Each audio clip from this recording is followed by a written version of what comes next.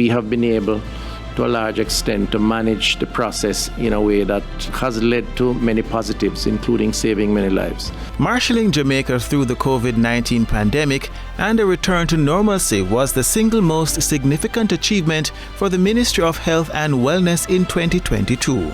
But it was just the start.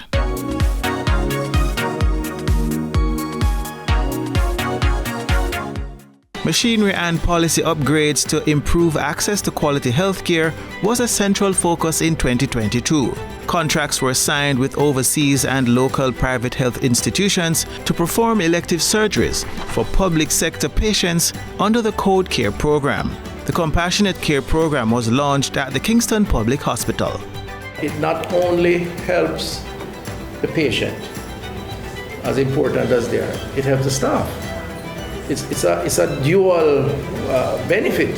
The National Health Fund, Jamaica Cancer Society, Heart Foundation of Jamaica, and the Diabetes Association of Jamaica signed contracts to continue free screening for NCDs, while more conditions and treatments were added to the beneficiary list for holders of NHF and JADEP cards. And the Mandeville Regional Hospital became the newest certified baby-friendly hospital. Contracts were also signed and equipment handed over to a number of hospitals to improve diagnostic services. And cold chain equipment was received to support vaccination and routine immunization.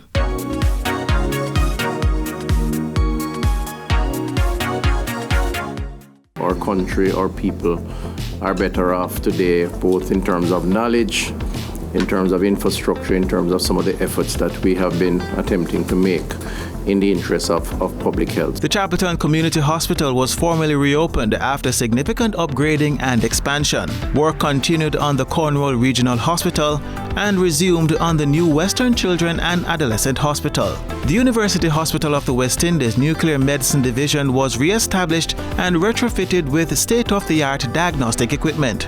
A new care facility for HIV/AIDS was opened at the Kingston Public Hospital. And an international tender process was launched for the construction of new buildings at the Spanish Town Hospital. A number of health centers were renovated under the ministry's Adopt a Clinic program. The St. Anne's Bay Health Center was upgraded to be climate resilient. Contracts were also signed for renovation and expansion of the Malvern and Newmarket Health Centers in St. Elizabeth. And Cabinet approved a $5 million contract for implementation of the second stage of the electronic health record management system in 13 health facilities.